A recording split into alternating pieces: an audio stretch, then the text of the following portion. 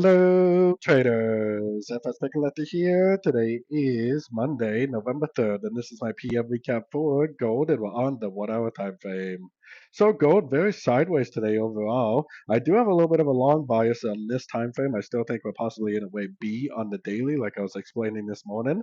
1 hour time frame does have a break of structure up here, so I do have a long bias. Plus, this does look like a possible 1, 2, 3 pattern down to the 61%, and then it did go up, and it did give us a break of structure. So I do have a long bias. I would like to think this move down is going to make a higher low, and I'd like to think that it's going to go up and take out these highs up in this area, like I was talking about in my morning video.